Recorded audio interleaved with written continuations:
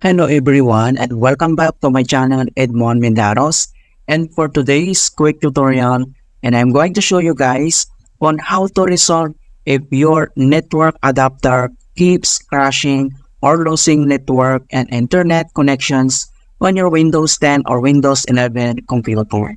And without further ado, let's go ahead. So all you have to do is to click on search menu, and then dito ay kailangan mo lang i-type yung troubleshoot settings. And then click mo lang dito yung open. And madadirect tayo dito sa troubleshoot settings. So ang next step, dito lang sa options under nito ay kailangan mo lang i-select dito yung other troubleshooters. So i-click mo lang yan. And then dito sa other troubleshooters, ang next step ay dito lang sa most frequent under nito ay kailangan mo lang select dito yung network and internet. And then dito lang sa right side ay kailangan mo lang i-click to run. And then madadirect tayo dito sa other informations details kung ano yung dapat natin gawin.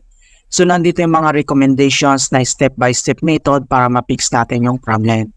So ang gagawin mo lang ay kailangan mo nang i-follow ito mga kaibigan. So after dito, so close lang natin itong settings. And then next step, dito lang ulit sa search menu. And then kailangan mo nang i-type dito yung CMD or ito yung tinatawag na command prompt. So kailangan mo nang mag-right click. And then select mo lang dito yung run as administrator.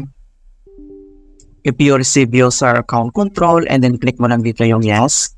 So dito sa administrator command prompt ay kailangan lang natin i-enter yung command keyword na ipconfig space //DNS. Okay?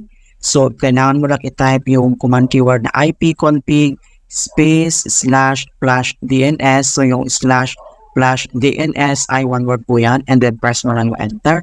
And makikita mo na dito na successfully flashed the DNS resolver caching.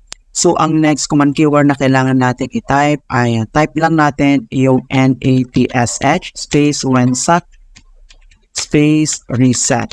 Okay? So kailangan mo lang i-type yung NATSH space wnsat space reset, and then press mo lang yung enter. And makikita mo na dito na successfully reset the WinSat catalog. You must restart the computer in order to complete the reset. So ang next step ay close lang natin tong CMD, and then dito lang sa start menu at kailangan lang natin mag-restart para ma-fix yung problem. Okay? So click mo lang yan. Alright, so ganoon na po kasimple on how to fix network adapter keeps crashing in Windows 10 or Windows 11. And please don't forget to like this video, subscribe to my channel for more quality content. Thank you guys, and see you in my next tutorial.